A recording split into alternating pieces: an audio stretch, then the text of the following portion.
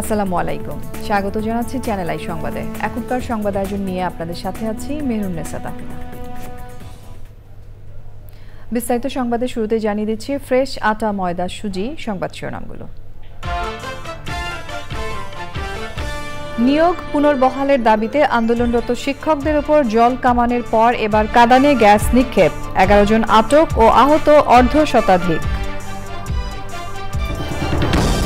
পাসপোর্টে police verification না রাখতে প্রধান উপদেষ্টার নির্দেশ, সরকার মানেই হয়রানির ধারণা দূর করতে জেলা প্রশাসকদের প্রতি আহ্বান।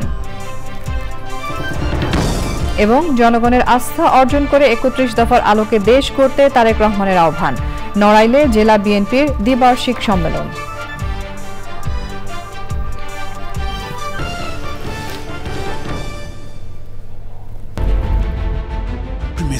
Inbuilt German technology, Bangladesh's first thermix rod, Salam Steel Thermax. সংবাদ শিরোনামগুলো জানাচ্ছিলাম। এখনকার এই সংবাদ আয়োজন একই সঙ্গে চ্যানেল আই এর ইউটিউব চ্যানেলে এবং চ্যানেল আই এর ওটিটি প্ল্যাটফর্ম আই স্ক্রিনে লাইভ স্ট্রিম হচ্ছে। এবার যাচ্ছে বিস্তারিত প্রসঙ্গে। শাহবাগ থেকে মিছিল করে সচিবালয়ের দিকে যাওয়ার চেষ্টা করলে প্রাথমিক শিক্ষক হিসেবে নিয়োগ পাওয়ার দাবিতে আন্দোলনরতদের আজও বাধা দিয়েছে পুলিশ। তাদের সেখান থেকে সরিয়ে দিতে লাঠিচার্জ, টিয়ার গ্যাস নিক্ষেপ ও জল কামান ব্যবহার করা হয়। এতে আহত হয় অর্ধশতাধিক। বিশৃঙ্খলা সৃষ্টির অভিযোগে ঘটনাস্থল থেকে 11 জনকে আটক করা হয়েছে। এনামুল কবির রূপমের রিপোর্ট। প্রাথমিক শিক্ষক নিয়োগের জন্য ঢাকা ও চট্টগ্রাম বিভাগের 21 জেলার 6531 জনের সুপারিশ বাতিল করে আদালতের দেয়া আদেশের বিরুদ্ধে প্রতিবাদ জানাতে সচিবালয়ের দিকে যেতে চাইলে আন্দোলনরতদের এভাবেই বাধা দেয় পুলিশ। বাধা পেয়ে রাস্তায় বসে পড়লে কাঁদানে গ্যাস ছুড়ে তাদের ছত্রভঙ্গ করা হয়। বিনা উস্কানিতে তাদের উপর হামলা হয়েছে অভিযোগ আন্দোলনকারীদের।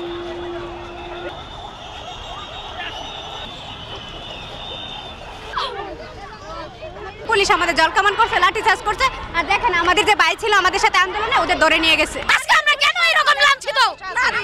এখনো আসে না নারীর প্রতি সম্মান। আজকে 11টা দিন আমরা লাঠি চার্জ, টিয়ার শেল এভাবে নির্যাতিত হচ্ছে, সে এখনো চুপ করে বসে আছে। গুরুত্বপূর্ণ স্পর্শকাতর স্থাপনা নিরাপদ রাখতেই এই অ্যাকশন বলছে পুলিশ। এই প্রেস ক্লাবের কথা বলে কিন্তু ওরা যখন এই শিক্ষামন্ত্রীর কাছে আসছে তখন ওরা কিন্তু যাওয়া শুরু করছে সচিবালয়ের দিকে। তো সচিবালয়ে তো আমরা এমনিতে প্রোডাক্টিভ এরিয়া, এখানে 144 সবসময় জারি থাকে, আমরা তো ওখানে অ্যালাউ করতে পারি না, আমরা ওখানে ওদেরকে আটকায় দিছি। আগে শাহবাগ জাদুঘরের সামনের রাস্তায় সমবেত হয়ে বিক্ষোভ দেখায় প্রাথমিক বিদ্যালয়ের শিক্ষক নিয়োগে সুপারিশ পাওয়া 21 জেলার প্রার্থীরা। Enamul Kabir Rupam, channel I, Dhaka. দেশের শান্তি শৃঙ্খলা রক্ষা একটি বড় ইস্যু, এটা 1 নম্বর বিবেচ্য বিষয়, এমন মন্তব্য করে প্রধান উপদেষ্টা অধ্যাপক ডক্টর মোহাম্মদ ইউনূস বলেছেন, সরকারের সকল সফলতা বা ব্যর্থতা নির্ভর করছে শান্তি শৃঙ্খলার উপর। মোস্তফা মল্লিকের রিপোর্ট। প্রধান উপদেষ্টার কার্যালয়ের শাপলা হলে 3 দিনব্যাপী জেলা প্রশাসক সম্মেলন। শুরুতেই জেলা প্রশাসক এবং বিভাগীয় কমিশনারদের পক্ষ থেকে বক্তৃতা করেন তাদের প্রতিনিধিরা। এরপর প্রধান উপদেষ্টার মুখ্য সচিব জেলা প্রশাসকদের স্মরণ করিয়ে দেন গেল 15.5 বছর দেশের প্রশাসন কিভাবে শাসক দলের অঙ্গ সংগঠনে পরিণত হয়েছিল। দেশব্যাপী আইন শৃঙ্খলার চরম অবনতি নিয়ে ক্ষোভ জানান প্রধান উপদেষ্টা।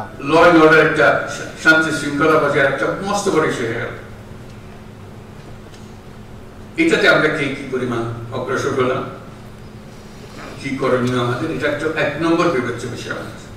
এটা যাতে আমরা বিফল না হই, কারণ এটাতে আমাদের সমস্ত অর্জন সফলভাবে অর্জন হতে পারে অথবা বিফলতায় পর্যবসিত হতে পারে। সেটা কি কোঅর্ডিনেশন হলে, কিভাবে হলে, এটা নিয়ে এই সম্মেলনে আলোচনা হোক। ফিরে যাওয়ার পরে যেন এটা আর বোঝাবুঝির মধ্যে কোনো গলদ না থাকে। জন্ম সনদ, পাসপোর্ট, জমির খাজনা দিতে নাগরিকদের ভোগান্তি সহ্য করতে হয় উল্লেখ করে প্রধান উপদেষ্টা বলেন, নানা ভোগান্তির কারণে নাগরিকদের কাছে সরকার মানেই হচ্ছে হয়রানি। জন্ম নিবন্ধন এটার কোনো মা বাবা আছে বলে আমার মনে হয় না, কিন্তু পাওয়া যায়। পয়সা দিলে ঠিকই চলে আসে, পয়সা দিলে যখন ঠিকই চলে আসে তাহলে পয়সা না দিলেও আশা করে। এই সিস্টেমটা আমরা করতে পারছি না। বলছে যে এখন জমি রেজিস্টার করতে পারছি না, অমুক করতে পারছি না, কর দিতে পারছি না, সব এখানে আমরা সব শুনছি যে সব অনলাইনের ব্যবস্থা হয়ে গেছে। হয়ে যদি যায় সেটা বাস্তবায়ন হচ্ছে না। আমাকে এনআইডি দিয়েছেন, সেটাও কোনো পুলিশ ভেরিফিকেশনের জন্য অপেক্ষা করতে হবে। নাগরিক হিসাবে পেয়েছি, এই দেশের নাগরিক। পাসপোর্টও এই দেশের নাগরিকের একটা পরিচয়পত্র। আমরা আইন করে দিয়েছি যে এখন থেকে পুলিশ ভেরিফিকেশন লাগবে না। এই কথা পরে পৌঁছেন, বিনা কারণে মানুষ হয়রানি করা, হয়রানি করাটাই যেন আমাদের ধর্ম। জেলা প্রশাসকদের মধ্যে প্রতিযোগিতা বৃদ্ধি করতে র্যাঙ্কিং ব্যবস্থা থাকা উচিত বলে মনে করেন প্রধান উপদেষ্টা। আমার জেলায় সবচেয়ে ভালো বাজার দর, সবচেয়ে কোনো চাঁদাবাজি নেই। 1 নম্বর জেলাকে, 2 নম্বর জেলাকে, 3 নম্বর জেলাকে। আমাদের কাজের মধ্যে আমরা কে কোথায় আছি, কোন অবস্থানে আছে নাকি সবাই জেলা একরকম তো না, হয় না। একজন 64 নম্বরে আছে, একজনকে 64 নম্বরে থাকতে হবে, তার চেষ্টা হবে আমি যেন আর 64 নম্বরে না থাকি। প্রধান উপদেষ্টা মোহাম্মদ ইউনূস জেলা প্রশাসকদের শিক্ষা ব্যবস্থা, বিশেষ করে প্রাথমিক শিক্ষার দিকে বেশি নজর দেওয়ার আহ্বান জানান। Mostafa Mallik, channel I, Dhaka. এখন থেকেই নির্বাচনের জন্য প্রস্তুতি নিতে জেলা প্রশাসকদের নির্দেশনা দিয়েছে সরকার। মাঠ পর্যায়ে সরকারের নির্দেশনা যথাযথভাবে পালনের পরামর্শ দেন শিক্ষা ও পরিকল্পনা উপদেষ্টা। সামাজিক নিরাপত্তা ও আইন শৃঙ্খলা রক্ষার বিষয়েও আলোচনা হয়েছে। সম্মেলনে শিক্ষা, পরিকল্পনা এবং স্বাস্থ্য উপদেষ্টা আলাদা আলাদা বৈঠক করেছেন। বিএনপির ভারপ্রাপ্ত চেয়ারম্যান তারেক রহমান বলেছেন, যে কোনো মূল্যে জনগণের আস্থা অর্জন করে 31 দফার আলোকে দেশ গড়ে তুলতে হবে। নড়াইল জেলা বিএনপির দ্বিবার্ষিক সম্মেলনে লন্ডন থেকে ভার্চুয়ালি যুক্ত হয়ে নেতাকর্মীদের উদ্দেশ্যে তিনি বলেন, আন্দোলন করে স্বৈরাচারের পতন ঘটানো হয়েছে, এখন দেশ পুনর্গঠন করতে হবে। রাহুল রায় রিপোর্ট।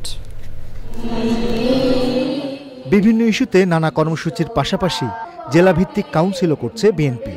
নড়াইল জেলার দ্বিবার্ষিক সম্মেলনে জেলা ও কেন্দ্রীয় নেতারা অংশ নেন। আমাদের নেতা বলেছেন, যারা সমমনা দল আন্দোলন করেছে তাদেরকে নিয়ে জাতীয় সরকার গঠন হবে। সম্মেলনে লন্ডন থেকে ভার্চুয়ালি যুক্ত হন বিএনপির ভারপ্রাপ্ত চেয়ারম্যান তারেক রহমান। শ্রেণী পেশা নির্বিশেষে সকল ধরনের মানুষ ঐক্যবদ্ধ হবে সেই স্বৈরাচারকে, সেই খুনি স্বৈরাচারকে পতন ঘটিয়েছে। সেই খুনি স্বৈরাচার পালিয়ে যেতে বাধ্য হয়েছে বাংলাদেশের মাটি ছেড়ে। বাংলাদেশের গণতান্ত্রিকামী মানুষ এত বছর পর্যন্ত আন্দোলন সংগ্রাম করেছে, কারণ তারা তাদের অধিকার ফিরে পেতে চেয়েছিল। আজ সামনে সময় এসেছে বাংলাদেশের মানুষের অধিকার প্রতিষ্ঠিত করার। নেতাকর্মীদের উদ্দেশ্যে বিএনপির ভারপ্রাপ্ত চেয়ারম্যান বলেন, সবার আগে জনগণের আস্থা অর্জন করতে হবে। সামনের দিনে আমরা বাংলাদেশের মানুষের আস্থা অর্জনের মাধ্যমে 31 দফার আলোকে আমরা দেশকে গড়ে তুলব। কারণ আমাদের সামনে এখন একটি প্রায়োরিটি, আমাদের সামনে এখন একটি লক্ষ্য, একটি উদ্দেশ্য, সেটি বাংলাদেশকে পুনর্গঠন করা, বাংলাদেশের মানুষের ভবিষ্যৎকে গড়ে তোলা, বাংলাদেশকে রাষ্ট্র ব্যবস্থাকে আবার মেরামত করা। দেশের মানুষের সুন্দর ভবিষ্যৎ গড়ে তুলতে সবাইকে ঐক্যবদ্ধভাবে কাজ করার আহ্বান জানান তারেক রহমান। এই সম্মেলনের মূল প্রতিজ্ঞা। রাহুল রায়, চ্যানেল আই। সংবাদের এই পর্যায়ে আমরা নিয়ে নিচ্ছি একটা বিরতি, এবং বিরতির পর আরো যা থাকছে। নয়াদিল্লি রেল স্টেশনে যাত্রীদের ধাক্কাধাক্কিতে 10 নারী ও 3 শিশু সহ 18 জনের মৃত্যু। ভারতের প্রধানমন্ত্রী নরেন্দ্র মোদীর শোক প্রকাশ।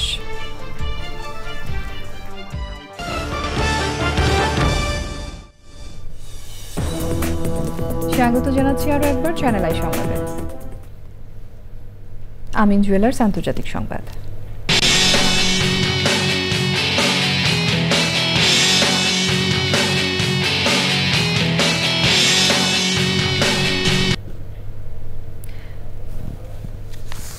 নয়াদিল্লি রেল স্টেশনে যাত্রীদের ভিড়ে ধাক্কাধাক্কির মধ্যে পড়ে 10 নারী ও 3 শিশু সহ অন্তত 18 জনের মৃত্যু হয়েছে। আহত হয়েছেন অনেকে। শনিবার রাত 11টার দিকে ধাক্কাধাক্কির মধ্যে পড়ে প্রথমে 4 নারী অজ্ঞান হয়ে যান। তাদের উদ্ধার করে পার্শ্ববর্তী হাসপাতালে নিয়ে যাওয়া হয়। এর কিছুক্ষণ পর আরও হতাহতের খবর প্রকাশ্যে আসে। কৃষি সংবাদ।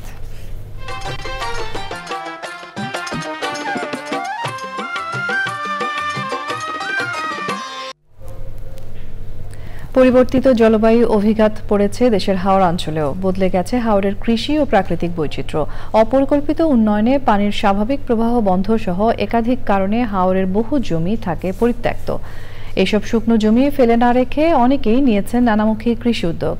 মাছ চাষ সহ ফল ফসল উৎপাদন করে আনছেন সাফল্য। প্রকৃতি সংবাদ।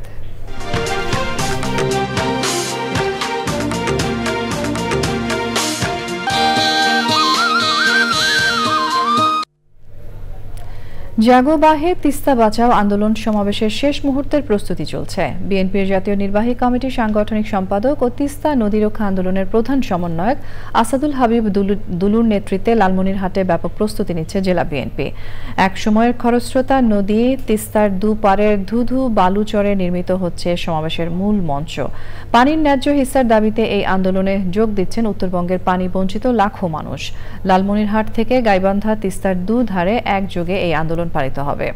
17 ফেব্রুয়ারি কর্মসূচির উদ্বোধন করবেন বিএনপি মহাসচিব মির্জা ফখরুল ইসলাম আলমগীর। 18 ফেব্রুয়ারি সমাপনী অনুষ্ঠানে বিএনপির ভারপ্রাপ্ত চেয়ারম্যান তারেক রহমান ভার্চুয়ালি যুক্ত হওয়ার কথা রয়েছে। দীর্ঘদিনের দাবি পূরণে এই আন্দোলন ফলপ্রসূ হবে বলে প্রত্যাশা তিস্তার ভাঙনে ঘরবাড়ি ও সহায় সম্বল হারানো মানুষগুলোর। এক্সিম ব্যাংক বাণিজ্য সংবাদ।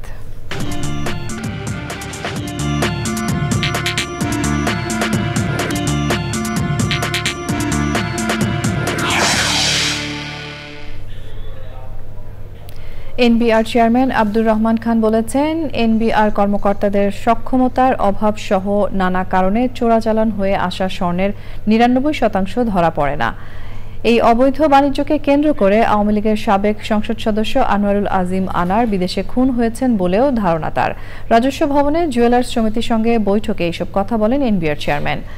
বিদেশ ফেরত যাত্রীদের স্বর্ণ আনার সীমায় লাগাম টানা হচ্ছে বলেও জানান তিনি। এই জন্য ব্যাগেজ রুলসও সংশোধন করা হবে।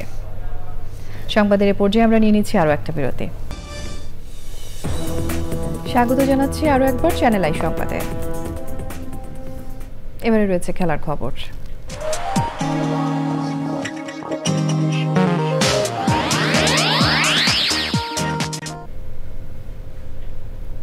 আইসিসি চ্যাম্পিয়ন্স ট্রফির মিশন শুরুর আগে আগামীকাল সোমবার একমাত্র প্রস্তুতি ম্যাচ খেলবে বাংলাদেশ ক্রিকেট দল। দুবাইয়ের আইসিসি ক্রিকেট একাডেমি মাঠে এই প্রস্তুতি ম্যাচে টাইগারদের প্রতিপক্ষ পাকিস্তান শাহিনস। দলটিকে নেতৃত্ব দেবেন wicket keeper batsman Mohammad Harris. Bangladesh সময় বিকেল 3টায় শুরু হওয়ার কথা প্রস্তুতি ম্যাচটির। তার আগে দলীয় অনুশীলন সেরে নিয়েছে টিম টাইগার্স। ক্যারিবীয় কোচ ফিল সিমন্সের তত্ত্বাবধানে রাতের আলোতে অনুশীলন করেন শান্ত সৌম্যরা। 20 ফেব্রুয়ারি ভারতের বিপক্ষে ম্যাচ দিয়ে শুরু হবে টাইগারদের আইসিসি চ্যাম্পিয়ন্স ট্রফির মূল মিশন। গ্রুপের বাকি দুটি ম্যাচ রাওয়ালপিন্ডিতে নিউজিল্যান্ড ও স্বাগতিক পাকিস্তানের বিপক্ষে।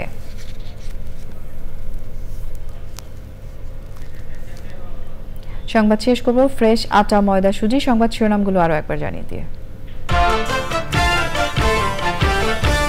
নিয়োগ পুনর্বহালের দাবিতে আন্দোলনরত শিক্ষকদের উপর জল কামানের পর এবার কাঁদানে গ্যাস নিক্ষেপ। 11 জন আটক ও আহত অর্ধশতাধিক। পাসপোর্টে পুলিশ ভেরিফিকেশন না রাখতে প্রধান উপদেষ্টার নির্দেশ। সরকার মানেই হয়রানির ধারণা দূর করতে জেলা প্রশাসকদের প্রতি আহ্বান। এবং জনগণের আস্থা অর্জন করে 31 দফার আলোকে দেশ করতে তারেক রহমানের আহ্বান। নড়াইলে জেলা বিএনপির দ্বিবার্ষিক সম্মেলন।